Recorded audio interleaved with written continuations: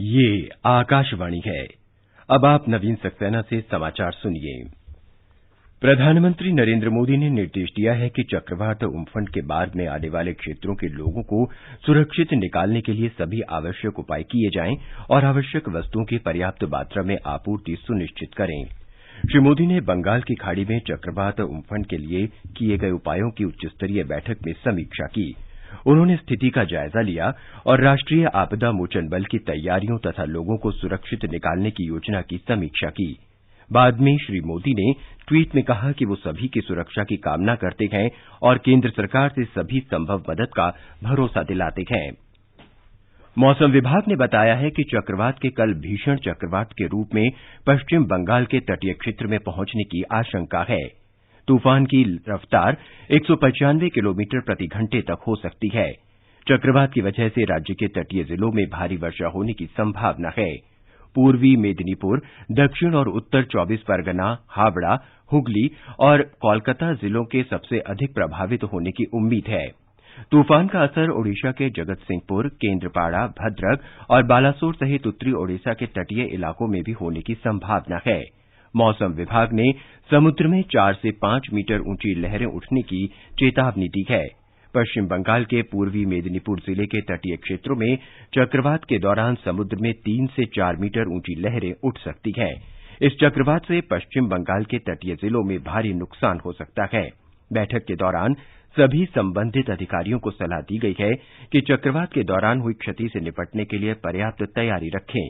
बिजली और दूरसंचार जैसी आवश्यक सेवाओं का रखरखाव सुनिश्चित रखें तथा किसी प्रकार की बाधा आने की स्थिति में सेवाओं की तत्काल बहाली सुनिश्चित करें तथा समय से पूर्व तैयारी रखें। राष्ट्रीय आपदा मोचन बल एनडीआरएफ के महानिदेशक एसएन प्रधान ने कहा है कि उम्फन चक्रवात अब सुपर चक्रवात में बदल गया है।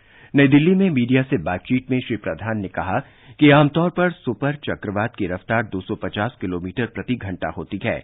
उन्होंने बताया कि सुपर चक्रवात कल सुबह या दोपहर तक पश्चिम बंगाल के दीघा और बांग्लादेश के हटिया द्वीप के बीच के इलाकों में पहुंचेगा।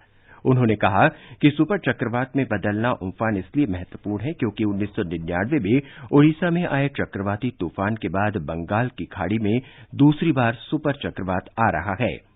उन्होंने कहा कि इस चक्रवात की गति 1999 के चक्रवात जैसी ही है।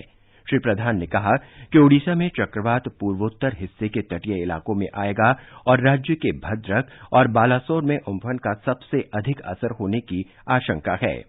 उन्होंने कहा कि इस तूफान की रफ्तार 195 से 200 किलोमीटर प्रति घंटे के बीच होगी। एनडीआरएफ के महानिदेशक ने यह भी बताया कि पश्चिम बंगाल में आपदा मोचन बल के 19 दल तैनात किए गए हैं और यहां 4 दलों को तैयार रखा गया है। उधर भारतीय मौसम विभाग के महानिदेशक एम महापात्रा ने कहा कि चक्रवात उम्फन का सबसे ज्यादा असर दक्षिण और उत्तर 24 परगना तथा पूर्वी मेदिनीपुर जिले में हो सकता है।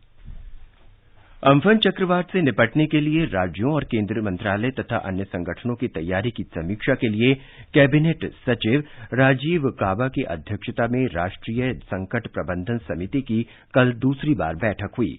ओडिशा और पश्चिम बंगाल सरकार के अधिकारियों ने बैठक में अपनी तैयारियों का ब्यौरा दिया।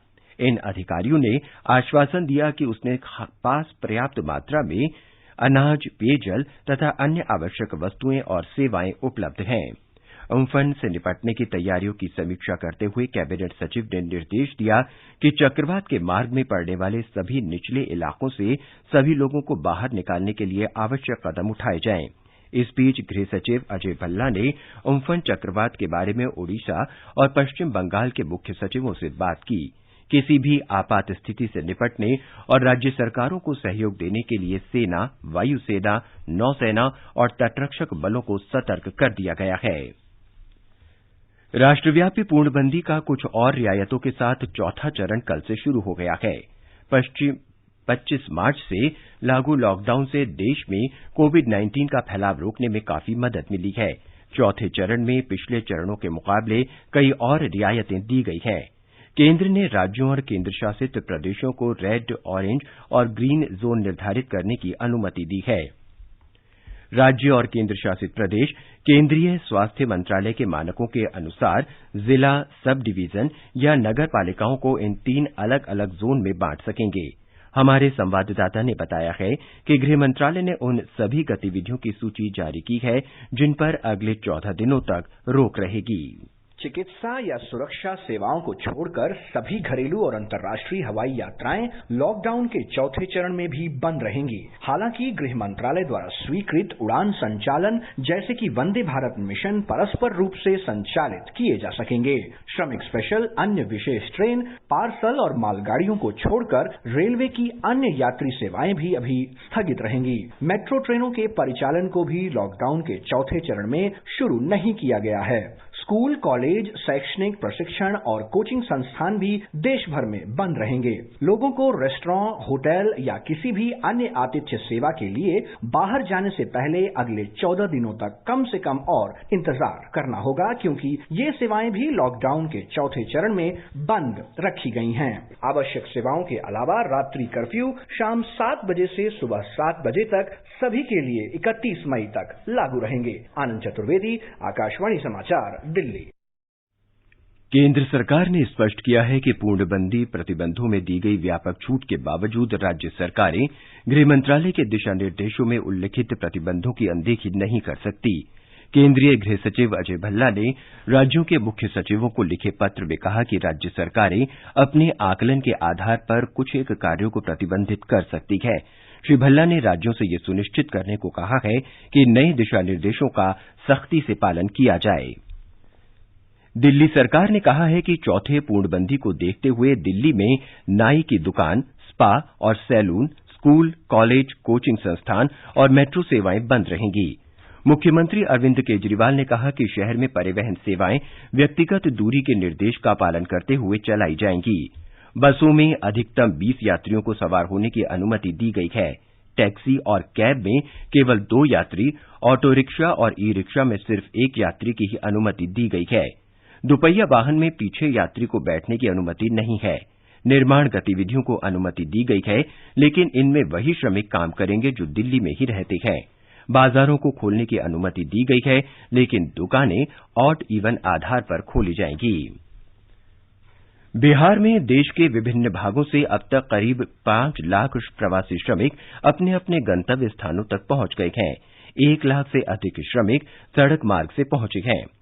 परिवहन आयुक्त संजय अग्रवाल ने बताया कि प्रवासी मजदूरों को लेकर आ रही 505 रेलगाड़ियां 26 मई तक पहुंच जाएंगी। 18 राज्य सरकारों के साथ बातचीत के बाद 8 लाख से अधिक फंसे श्रमिकों को लाने के लिए 825 रेलगाड़ियों की व्यवस्था की गई है। देश में कोविड-19 रोगियों के स्वस्थ होने की दर 38.29% हो गई है। स्वास्थ्य मंत्रालय ने कहा है कि कोविड-19 संक्रमण से कुल 36,824 रोगी स्वस्थ हो गए हैं, जबकि 3,029 लोगों की मृत्यु हुई है।